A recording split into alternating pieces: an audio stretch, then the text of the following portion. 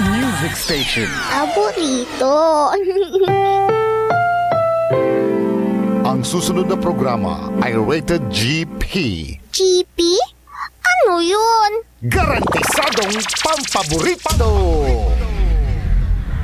SPM Saray Balitan Matuwa ed Radyo Pangasinan. Programan magipasabi na saray matuwan nagagawa ed balay, probinsya, bansa, tanjat intiron mundo. SPM Saray Balitan Matuwa ed Radyo Pangasinan. Kaulo, Kantabayo, say lawas kaaro tang kapaborito yo. Joseph Kanilang Bakani. SPM Saray Balitan Matuwa ed Radyo Pangasinan. Lunes hanggang Biyernes, alas 9 hanggang alas 10 na kabuwasan. SPM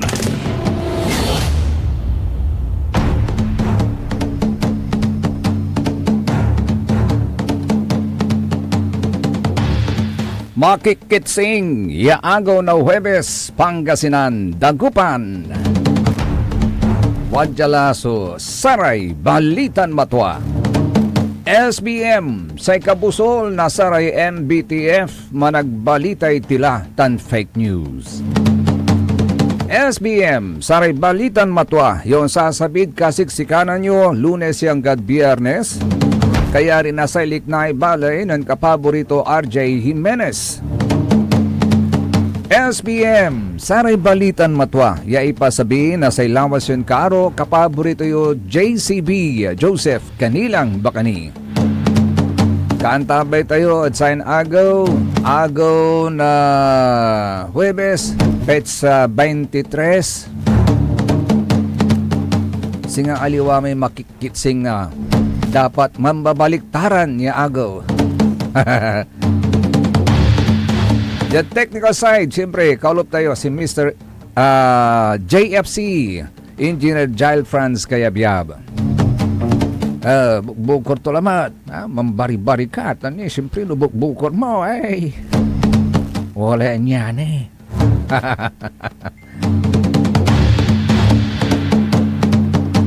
Agay pulas na agaw mo tento ha. Huwebes lalamat agagi.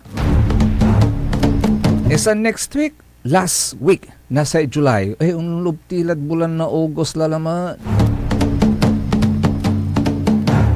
Aya may bulan niya. Bulan na sa arayan niya ni kunukwanda. Pero arawinitan. Arawinitan, nagtinitan, nununutan. At sa may apalabas siya July 21 agagi, agaw na Martes man. At sa may July 21, 2026, at wala agawan committee hearing, yaayat ginawa na sa isang gunang panglungsod na Dagupan City, ya di man iranan gawa na sa committee hearing at Dagupan City Astrodome. What caught my attention, at sama impasadaya sa kaya draft ordinance na kanila pong binigyan ng pansin. Aya may draft ordinance number 0-047-2026 entitled An Ordinance Strengthening the City of Dagupan's Policy on Human Dignity, Equal Opportunity, Safe Spaces, and discrimination, institutionalizing a comprehensive framework for the promotion of equality, accessibility, peaceful coexistence, and the protection of persons from unlawful discrimination, creating, implementing mechanisms, appropriating funds therefore, and for other purposes.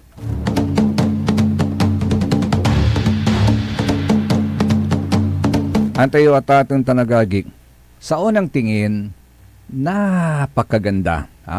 Napakaganda po nitong ordinansang ito. At manawari, panalangin po natin, pumasa ito. At maging isang ordinansa or batas na maghahari dito sa ating lungsod ng Dagupan.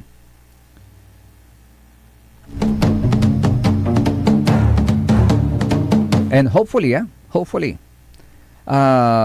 Kasi may mga observations mula sa mga ilang reklamo ng ibang tao sa Dagupan, lalong-lalo na tatang tanagagik, noonitan laso saray ayuda, nowatan larate panangibunog na ayuda, anto sumabot-bot yan narungol tayo at social media at tatang tanagagik, akin ay atilak kami, akin ay tanggapin ngaran mi, akin tagto kami inlista, may managlista, nasay ngaran.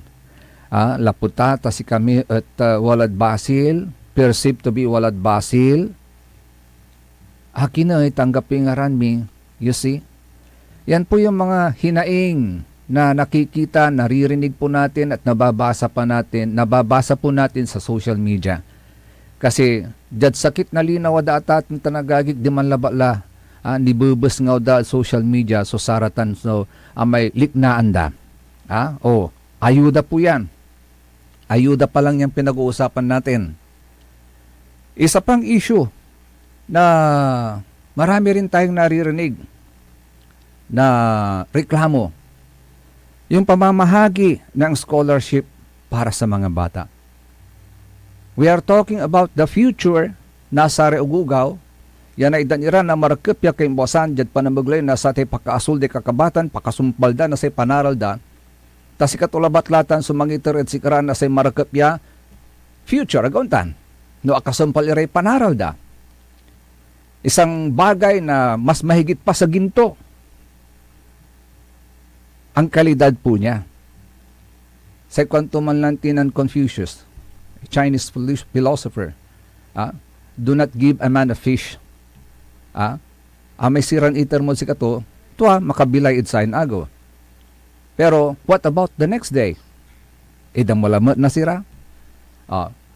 But the wise man say, the wisest thing to do, ibangat ngon, manurol na sira. Tapyan jaruntan, aglaman ilalod si ka, ya inagwagaw itdan may sira.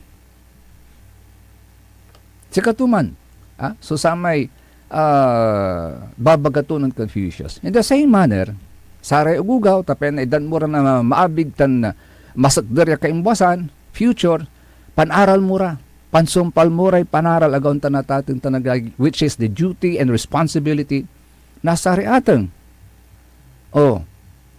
Maong tawad tan iraratan yung scholarship program at nasa gobyerno tapen makatulong at sari ateng. Nagkalaut lang. At sara may kalamur.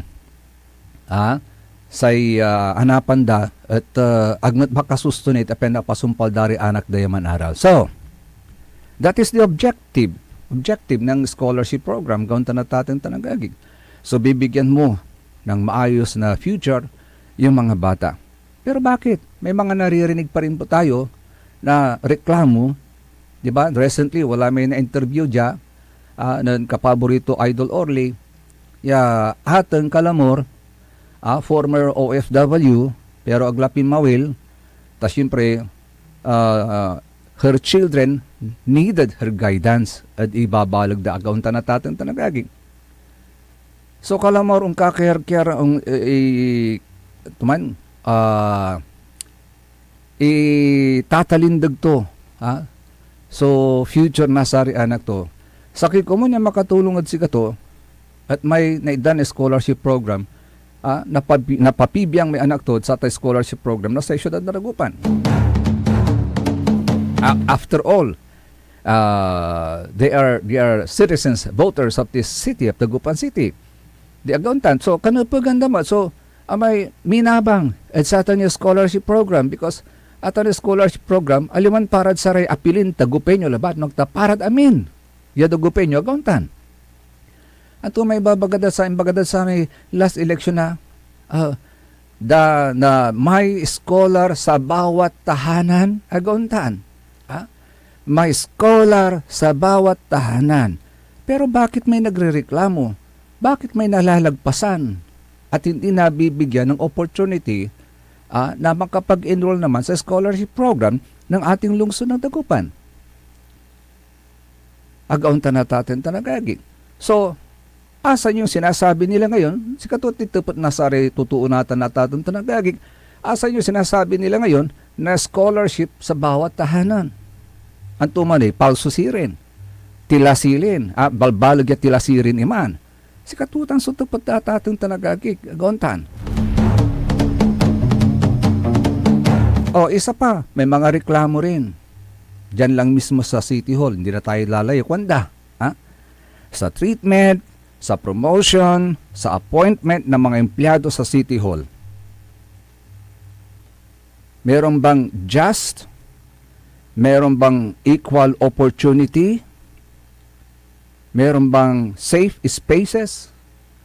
Wala bang discrimination? So yun, equality, accessibility, peaceful coexistence, and the protection of persons from unlawful discrimination. Equal opportunity.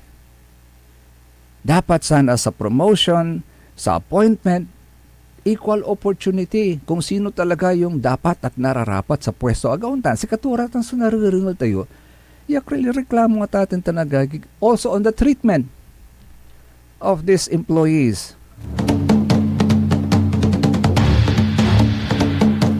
Hindi na tayo lalayo. Diyan mismo sa may sangguniang panglungsod, agauntan na tatin tanagagig. Their colleague na si Considada Reyna Calamor, bukor to'y from the opposition, BNA. Anong nangyari sa kanya? Nangyayari sa kanya? Nito na lang nakaraang State of the City address. Na despite her participation and presence as a member of the council, totoo ba na hindi man lang siya na-acknowledge? Hindi man lang nabanggit yung pangalan niya despite her presence doon sa pinagganapan ng State of the City address?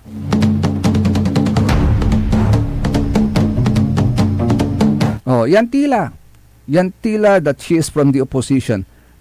Pero dapat i-afford pa rin natin sa kanya yung respeto sa kanyang position. Agauntan na tatang tanagagit.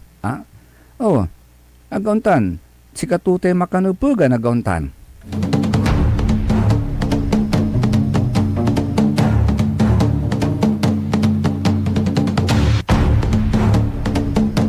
Antayagagik,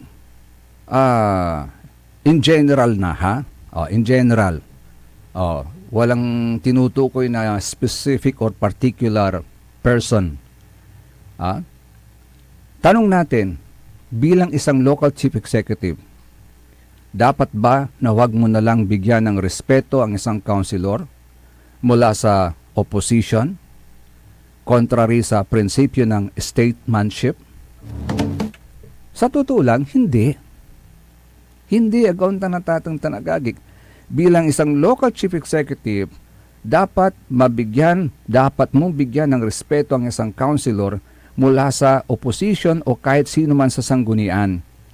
Ito ay hindi lamang tungkol sa kagandahang asal, kundi isa ring praktikal at prinsipyadong obligasyon na naayon sa statesmanship. Bakit dapat igalang pa rin? Again, I said, we are not referring to any particular person. This is in general. Okay? So, bakit dapat igalang pa rin?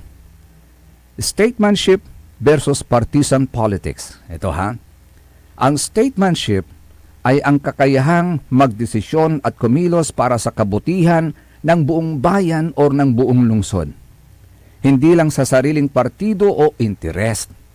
Ito ay nangangahulugan ng pagtutok sa governance, hindi sa personal na galit o vendetta. Ang pagkawala ng respeto sa opposition ay nagpapakita ng political immaturity, hindi lakas. Yan ay pagpapakita ng political immaturity at hindi yan maituturing na lakas or strength. Sa Philippine government, in particular sa Local Government Code of the Philippines o Republic Act 7160, nakasaad dun na ang mayor at sanggunian ay magka-partner. Ang mayor at sanggunian ay magka-partner sa pagpapatakbo ng lokal na pamahalaan. Ang sanggunian ay may legislative power, oversight at budget approval. Kahit opposition, sila ay elected officials na kumakatawan sa mga butante. At ang walang galang na pagtrato ay maaring magresulta sa gridlock, delayed projects, at masamang serbisyo sa publiko. Pero, kung i-apply natin yung statesmanship sa atin, ano ang practical na benepisyo po nito sa atin? Maraming magagandang idea ang nanggagaling sa oposisyon. Naniniwala kayo doon? Maraming magagandang idea ang nanggagaling sa oposisyon. At ang pagrespeto ay nagbubukas ng pintuan para sa constructive debate at compromise. Isa pa, pinapanatili nito ang inyong credibility bilang isang leader. Ang mga taong may galang sa lahat ay mas madaling makakuha ng suporta. Baging sa aming side, sa aming mga media, sa mga LGU employees, at higit sa lahat sa national government. Di ho ba ganun? Sa kabilang banda, kapag ikaw ay walang galang, binibigyan mo ng dahilan ang opposition na maging mas agresibo at ikaw ang posibleng makita bilang bully o tyrant. Di ba? Kaya, ang respeto ay hindi pag-approve sa kanilang posisyon o kaya kritika. Ito ay pagkilala sa kanilang papel bilang public servant. Pwede mong labanan ang kanilang mga mali o hindi magandang panukala ng matalas at may prinsipyo nang hindi bumababa sa personal attacks, name-calling o pagpapakita ng kawalan ng respeto.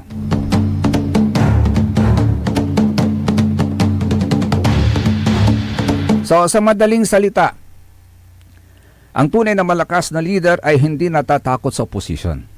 Ginagamit niya ito para mapabuti ang pamamahala. Ang pagrespeto sa kahit kaibang panig ay hindi kahinaan. Ito ay tanda ng maturity at tunay na statesmanship.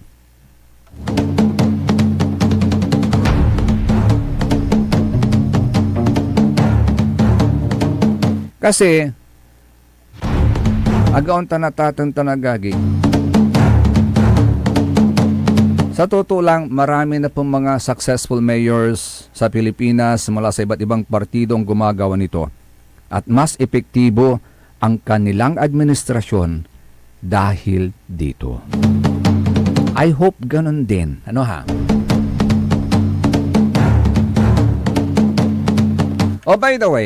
By the way, ating tanagagik, nakaka-alerte yung issue kanina na diniscuss ni Kapaborito Orly Navarro patungkol sa pagtanggal arbitrarily talaga sa mga ilang incumbent school officials, batay na rin sa mga reklamo ng mga concerned school officials na kanilang isinampa sa DepEd Region 1 office.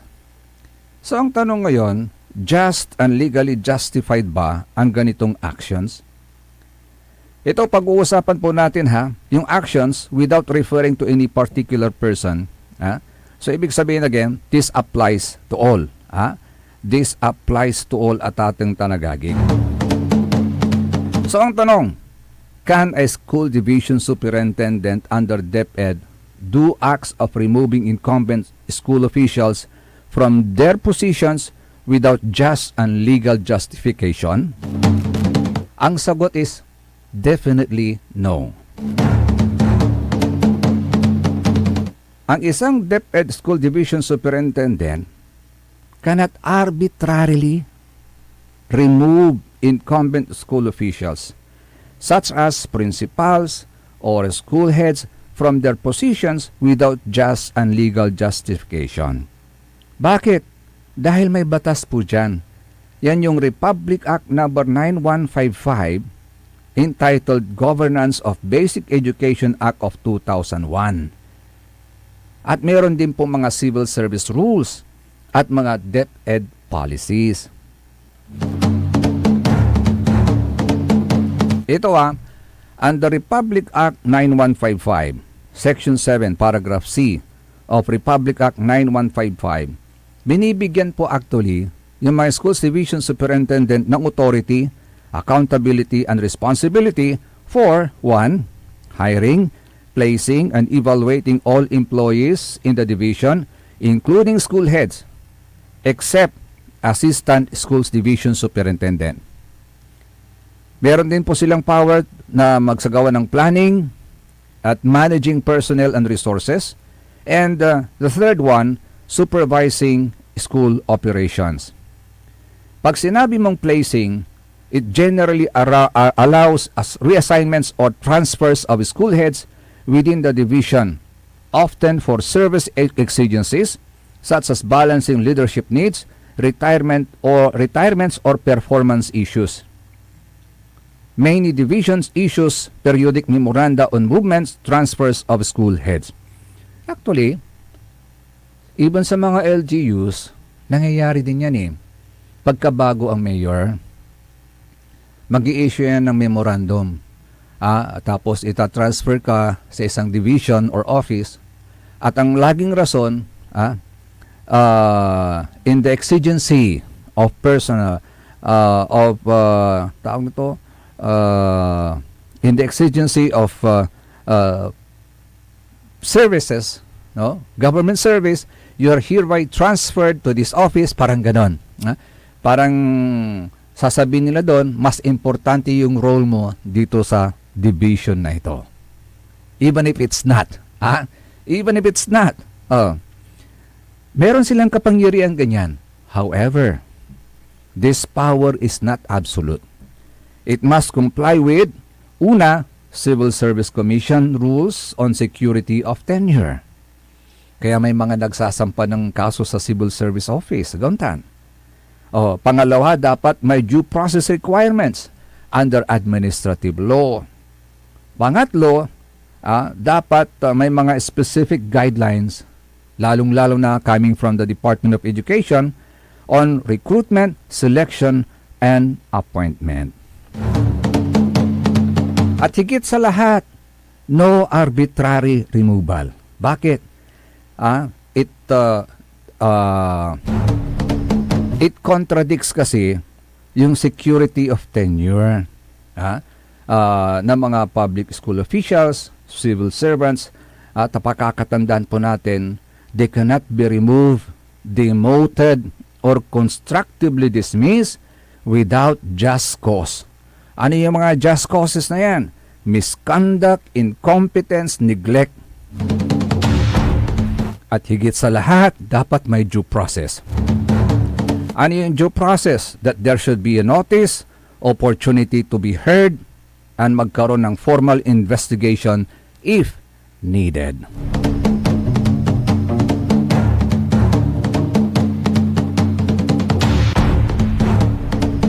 Ito, reassignment versus removal. Reassignment is the transfer to another school is allowed for legitimate operational reasons, pero dapat hindi punitive, dapat hindi in bad faith, or it will not amount to a demotion without cause. Because arbitrary actions can be challenged as grave abuse of authority, oppression, or conduct prejudicial to the service. So, in summary, at ating tanagaging, while the schools division superintendents have significant managerial direction o discretion under Republic Act 9155, they must follow legal reassignments for exigency of service or initiating complaints leading to proper discipline, and that invalid actions such as removing someone purely on favoritism or without cause or process to favor another appointee. Ngayon, kaya tuloy yung mga affected officials, they have the right to appeal to the regional director, to the Civil Service Commission, or to the courts. And that is grievance mechanisms under DepEd orders na pwede ring mag-apply. Basta ang importante, you have to follow legal procedures and just cause.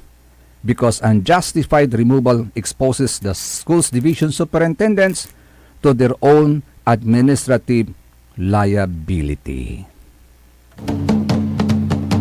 Agaon natatang tanagagik, wala lang i-share ko sa kayo diay, ya in-share ng Madam Sheila Marie Premisias, ya say kwanto, true leadership is measured not by the position we hold, but by the lives we inspire. The systems we improve, and the legacy we leave behind.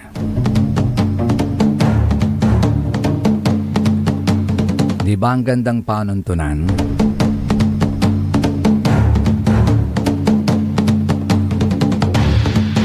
SBM, saray balitan matwa. Say kabusol na saray MBTF, managbalit ay tilatan fake news. Soon tuloy kaya rin ni nasaren pakabatan pa imano manlalapuni at saray manangantabay. Ang puta-putang Iran balita. Kulelat na nga yung tatay, kulelat pa yung anak. Ang puta-putang Iran sunata. Dame yung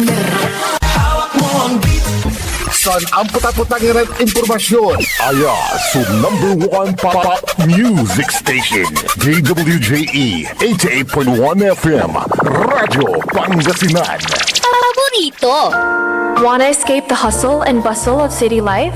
Look no further than the River Palm Hotel and Resort, your premier destination for affordable luxury in Pangasinan. Nestled in the heart of Barangay Banyaga, Bugalyon, our hotel is surrounded by the breathtaking beauty of the Agno River.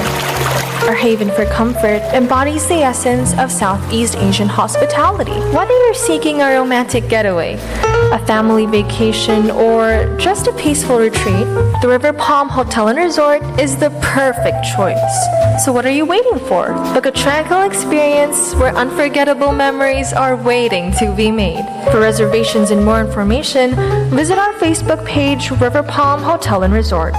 Your home by the river awaits you. Ika-100 taon ng pagbibigay serbisyong pangkalusugan ng Region 1 Medical Center bilang isa ng 1,500 bed capacity na ospital, mas marami pa ang mapapagaling at buhay na madudugtungan ng ospital di lamang sa Pangasinan kundi sa buong Northern Luzon sa tulong ng 12 accredited residency training programs at 13 active specialty centers nito: Cancer Center, Dermatology Center, Eye Center, Heart Center, Toxicology Center, Burn Care Unit, Center for Mental Health, Acute Stroke Unit, Geriatric Center, Infectious Disease Center, Kidney Transplant Unit, Lung Center, at Trauma Center. Patuloy na mangunguna ang R1MC sa pagpapaigting at pagpapaibayo ng dekalidad na healthcare delivery hanggang sa susunod na siglo.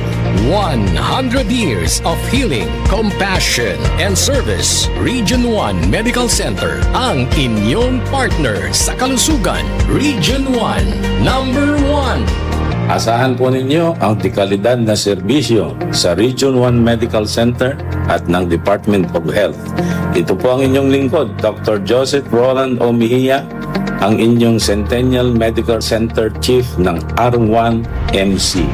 Sa bagong Pilipinas, bawat buhay mahalaga. Talaranan sa paboritong herbal ng bayan, E-Karma Health Option. Kaiba sa paboritong doktor, Dr. Glenn Soriano. At programan Early in the Morning, alas 7 hanggang alas 8 na kabusan. Kada Sabado, Jalabat at paborito yon istasyon, DWJE 88.1 FM, Radyo Pangasinan. E-Karma Health Option.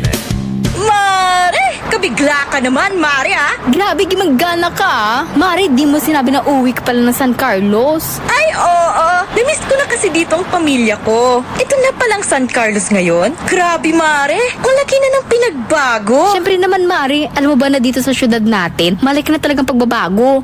Mula sa mga infrastruktura, nandiyan na mga konkretong daan at mga bagong pasilidad. Wow! Meron din tayong trending na ayos, kalusugan karavan na nagbibigay ng libreng serbisyong medikal.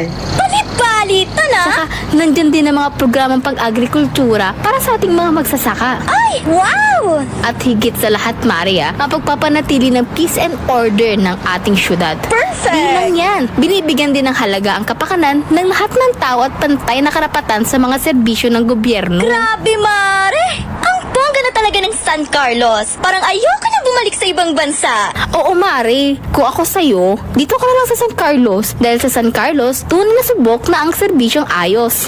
Mayor Julia Ayoy Resuello po, kasama si Vice Mayor Jose Resbox Resuello at ang Sangguniang Panglungsod ay nandito upang umagapay at magserbisyo sa ating minamahal na syudad. San Carlos, maunlad, ligtas at maayos. Paborito ng kabataan at matatanda. Paboritong pakinggan sa bus, tricycle, jeep at mga opisina. Paborito mo, paborito ko, paborito natin lahat. DWJE 88.1 FM Radyo Pangasinan. DWJE 88.1 FM Radyo Pangasinan.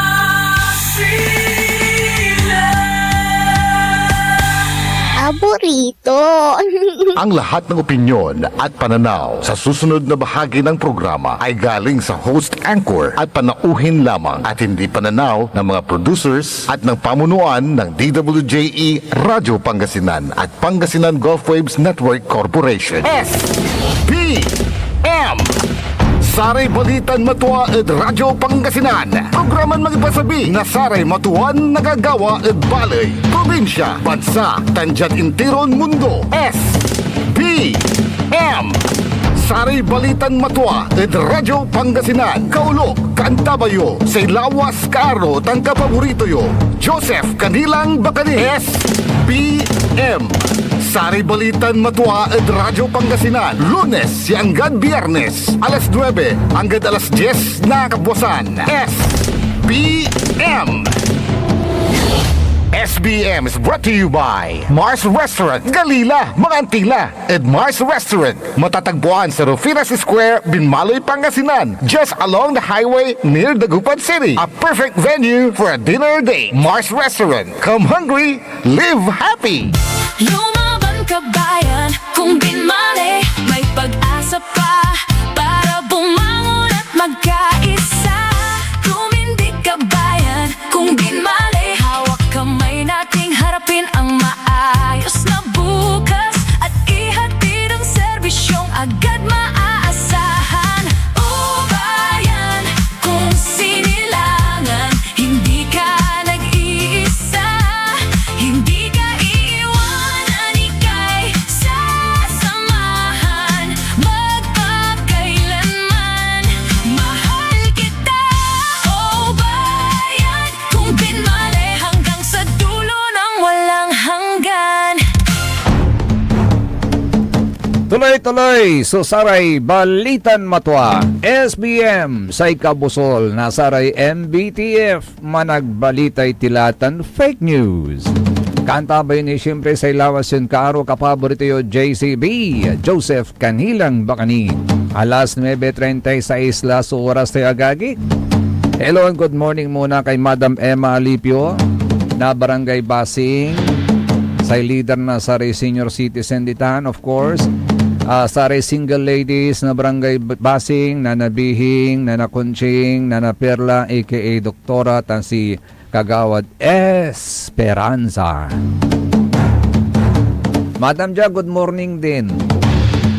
Kay Sir Jerome Antinorio, have a blessed Thursday. Kwanto? God bless ka paborito. Likewise, Jerome. Kay Sir Maxi Solis, good morning. Kay Sir Sarlo Gonzales. Sir Sarlo, good morning. Niwalay nan message at check agagik jay. Say kwanto, Good AM. Sir, speaking of scholarship na yan, may mga pinakomplete na documents sa anak ko na nakapag-submit pero sad to know na nasingitan daw siya kasi mas priority daw yung mga matagal na sa dagupan, knowing na ang anak ko is butante na ng dagupan. Nagbigyan lang kami ng false hope. Nakakalungkot kung sino pa yung in need, di sila nabibigyan ng chance. You see, reklamo po yan, ha? And hopefully, naman bilang maging ordinansa po yang sinusulong sa Sangguniang Panglungsod, sana yan ang masunod. Hindi selective, ha? Oh, may selective justice, meron pa ulit selective scholarship, ganun po ba yon? Sana walang ganon. Wala tilad mi kadwan takap at atong tanagagik nasay saray balitan matwa latilan natin at matuan lik naay binmalay. Pero before anything else at atong tanagagik, ito share ko labat di ay ne pasabi bagyo asik si kasuyo ta say forecast na pag-asa either nabukas or agaw na Sabado umpano naliknatitan. So, epekto na sa bagyon Quiapo. At siksikaso yung laratay kagkaabungan nyo. Isecure yung lata itong tanagagik, nagkalalo li aramay sa abungda at say atup dapi na or. Isecure yung lararatan. Aramay mainumaya itong bay dagam. Isecure yung lahat atong tanagagik natan nilabat. Mabuti na po yung Boy Scout po tayo. Yung laging handa. Dapat yun ang i-adapt natin na prinsipyo rin sa buhay natin para makaiwas po tayo at sagsagang. Pagka-desyang nasaray kagkagawaan tayo tan, may pakarisgo na balang sinansakit si katayo,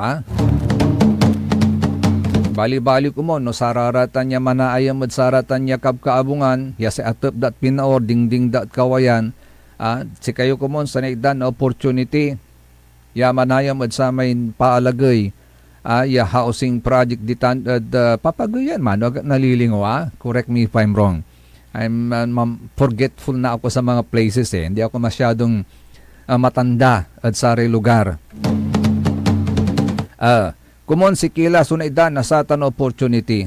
Tani agna na usar iman niya housing project Kalamor. Impalagay iratan niya housing units courtesy of LGU Binmalay for the benefit of those walang matirhang tahanan, walang matawag na bahay. Walang matawag na tirahan, nagaunta na tatang tanagagik. I know a lot of people pa dyan sa bayan ng Binmalay, walang ganyang status sa buhay, agauntan, lapod irap na bilay. So this is a golden opportunity na sana na maibigay na rin at may award sa mga dapat na mabigyan ng maayos na tirahan kasi napipirdi pigaran units man. So what niya impalagay housing project at Binmalay, akin at anggad natan, hindi pa rin natitirhan ng taong bayan. Ilang taon na po dyan na nandyan na po nakatiwangwang yung project na yan. Anong gagawin po natin dyan? Gagawin po nating white elephant?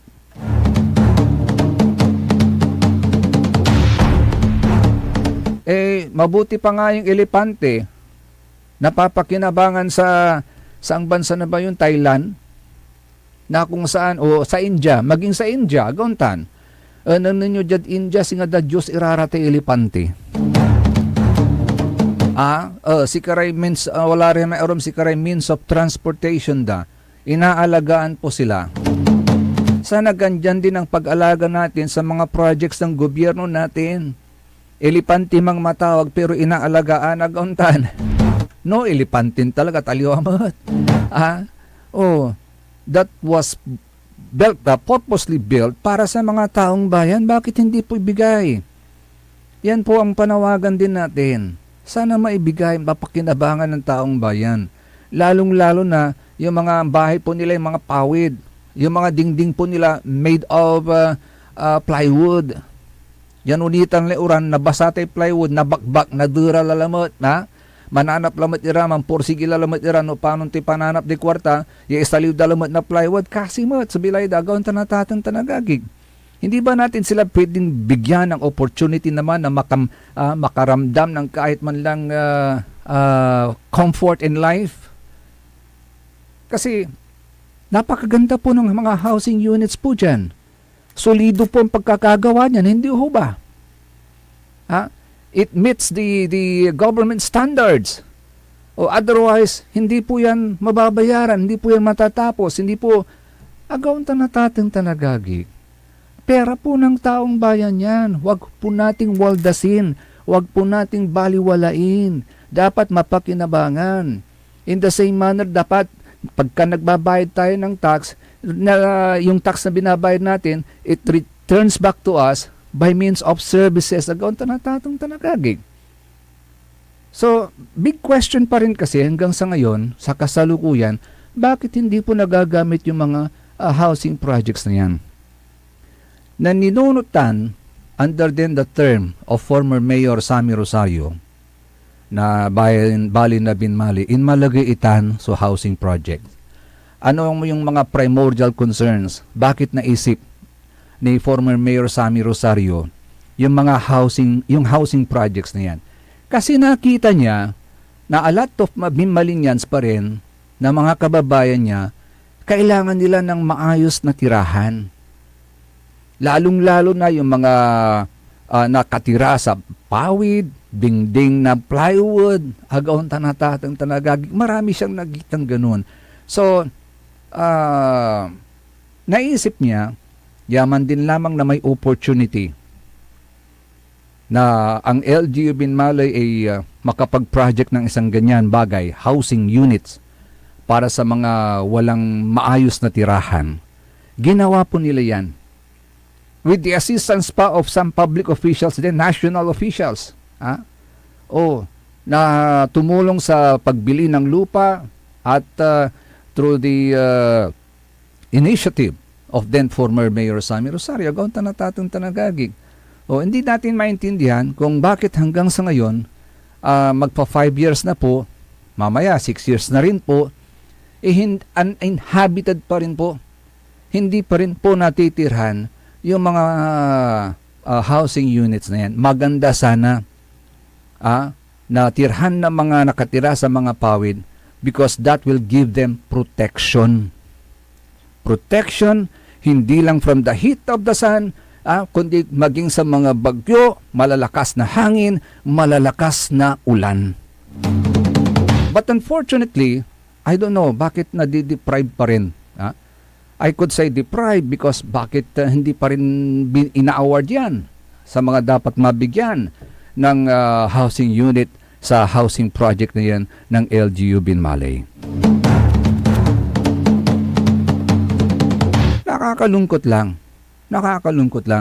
Kasi through the years, sa pagdaan ng panahon, kapag it remains to be uninhabited, sino man makikinabang dyan? Yung mga daga, yung mga ipis, yung mga tabunay, yung mga iba't ibang insekto, yung mga multo na sinasabi, sila bang makikinabang? Dapat makinabang? O ang taong bayan ang dapat makinabang po dyan?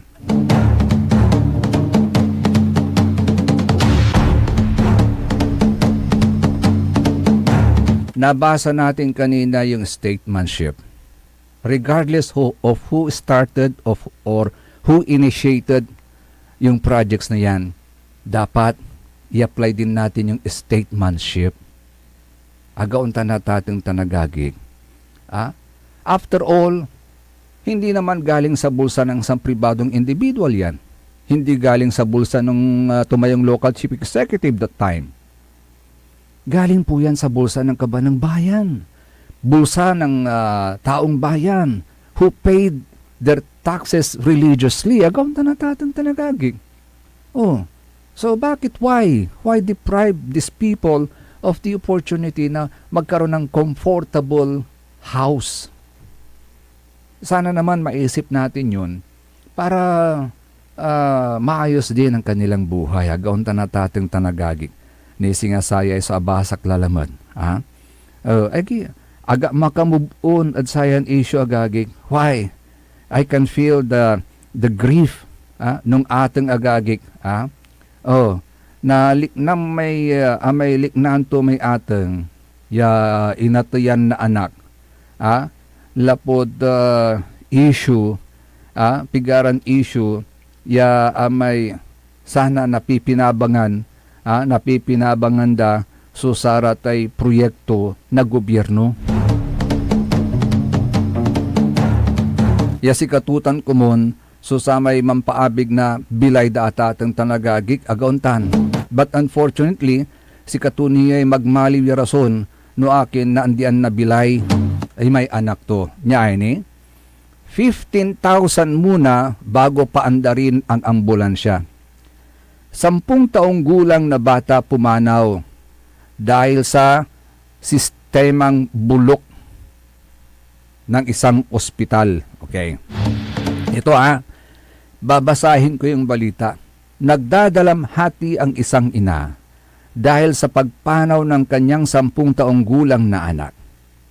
Bago nila dinala ang bata sa ospital, mataas umano ang lagnat ng anak, ng kumbulsyon at hirap na huminga ang bata. Sa pahayag ng bata, ng ina, I should say, not the bata Sa pahayag ng ina, na-intubate umano ang bata, ngunit kinakailangan itong ilipat sa isang ospital sa Tacloban dahil wala umanong available na ICU sa Katbalugan. Ganun pa man, mas lalong tumagal ang paglipat sa pasyente dahil wala umanong driver ang ambulansya. In short, on call my driver. Singa doktoran to, on call umano ang driver ng ambulansya, lalo't hinihingan pa sila ng 15,000 pesos bago paandarin ang ambulansya para sa paglilipat ng anak sa ospital sa Tacloban. Sa kabila ng kritikal na kalagayan ng bata, nakikipaglaban na sa buhay, hinihingan pa ng 15,000. Imagine. Siyempre, hindi ka ready. Biglaan na nagkasakit. Bakit agad-agad bang mabubuo mo yung perang 15,000? Kung milyonaryo ka, bilyonaryo ka, manilang yan. Pero isa sang mahirap na buhay, pamumuhay, makakaproduce ka agad ng 15,000? Hindi ba? Okay. Sa salaysay ng ina, dalhin muna ang anak at susunod na lang ang bayad via GCash. Okay? Habang nasa biyahe, natanggal pa ang breathing tube ng bata dahil sa lubak na daan. Kaya huminto pa sila at naghanap pa ng doktor na maaring makatulong sa pasyente. Pagdating sa Tacloban Hospital, idiniklara na dead on arrival ang bata. Mambuga subago kagagi. Sa isang magulang, napakasakit po yan. Napakasakit po yan. Sa pahayag ng ina, iginiit nito na hindi lang sa karamdaman na matay ang anak, kundi sa kakulangan, sa emergency response, serbisyong pangkalusugan at infrastruktura, pati ambulansya. Pagbabayarin ka muna ng 15,000 bago paandarin, gayong may nag-aagaw buhay na. So, i-connect ko lang. Kailan po natin gagamitin yung pabahay na yan? Aanhin pang damo kapag patay na ang kabayo. Yung pag-asikaso sa mga daan na yan, mga lubak-lubak na daan, aanhin pa ang damo kapag patay na ang kabayo. Meron naman tayong pera, meron naman tayong resources. Bakit hindi natin gamitin?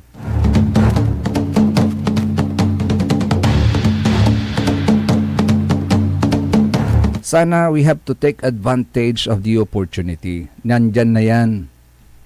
Nandyan na yung housing project na yan. Mga housing units na yan. Take advantage of it. I-award natin sa taong bayan. I-award natin sa mga nangangailangan. Nagaunta na tatong tanagagig. We have the purse. May perang kaban ng bayan. Ayusin natin yung mga lubak-lubak, litog-litog na mga daan sa mga barangay. Take advantage of the opportunity. You were given the chance.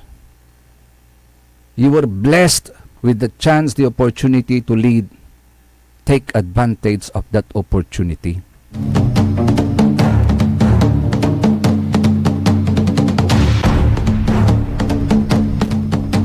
Di ba, tatang tanagagik? Oh, sana yun lagi ang ating ilagay sa ating puso't isip. After all, we always say, public service. We are public servant. Like saying, bayan muna bago sarili. Agam tanatatang tanagagik.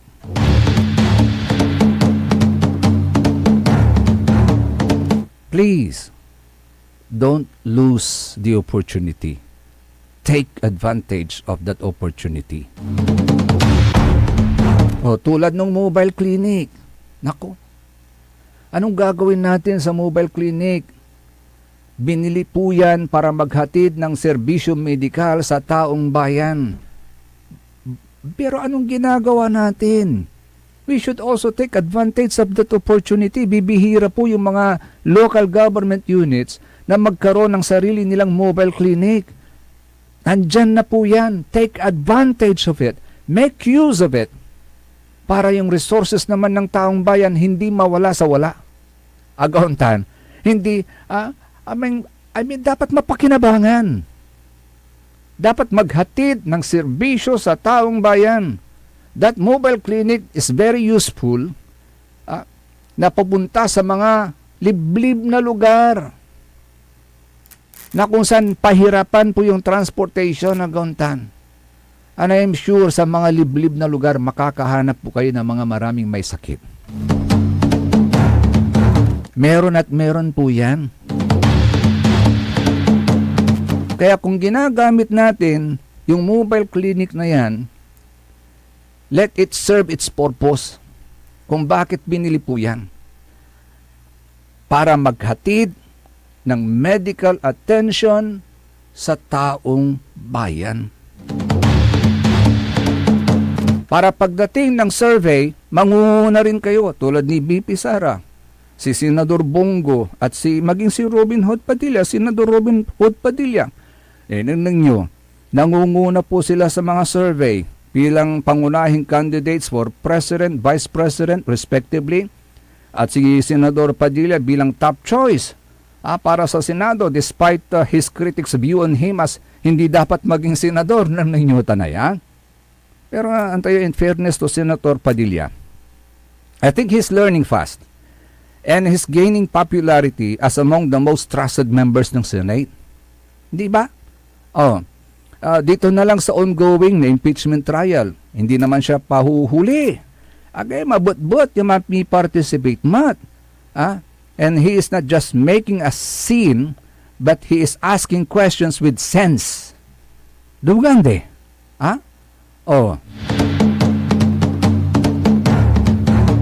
It is just very unfortunate that on the other hand, ang trust ratings naman ng ating Pangulong BBM, ipababa ng pababa.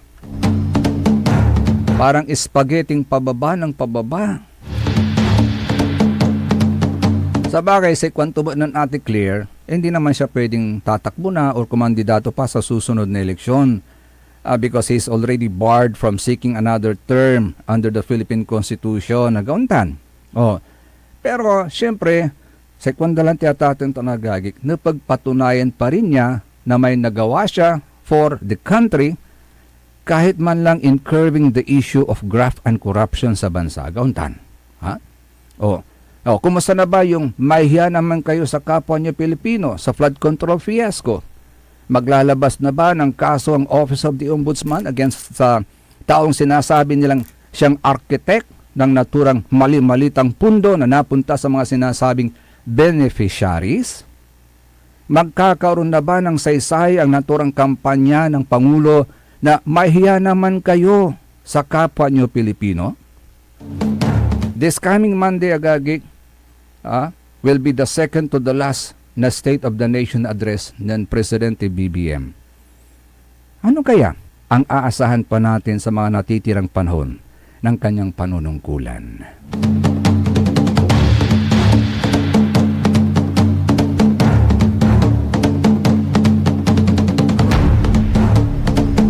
It's another day, it's another Matuan Liknaay Binmalay. Binmalay, huwag kang susuko. Manindigan para sa maayos na bukas. Manindigan para sa isang serbisyong tunay na maaasahan. Remember, there ain't no mountain too high to climb, and there ain't no mountain too heavy to move. SBM, saray balitan matwa.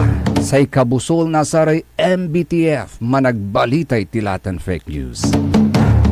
Akaulo pa kantabay lang ula sa lawas yun kapaborito, lawas yun kaaro JCB, Joseph Kanilang Makaning.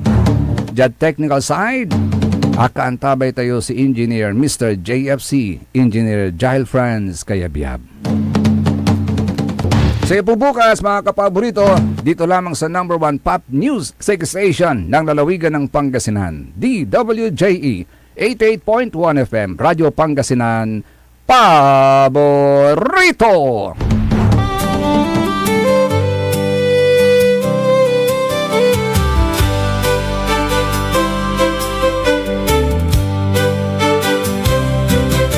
Ang buhay kung minsan ay walang direksyon, tila kay lupit-lupit nitong panahon.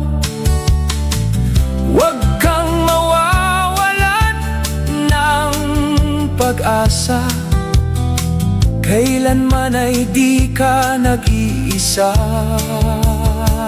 Huwag kang sumuko, huwag kang manlumo, ituloy mo ang laban, bangon ka binmali. Ituloy mo ang laban, bangon ka binmali. Kahit ang landas ay magulo, masikip sa pagsisikap mo ay makakamtan.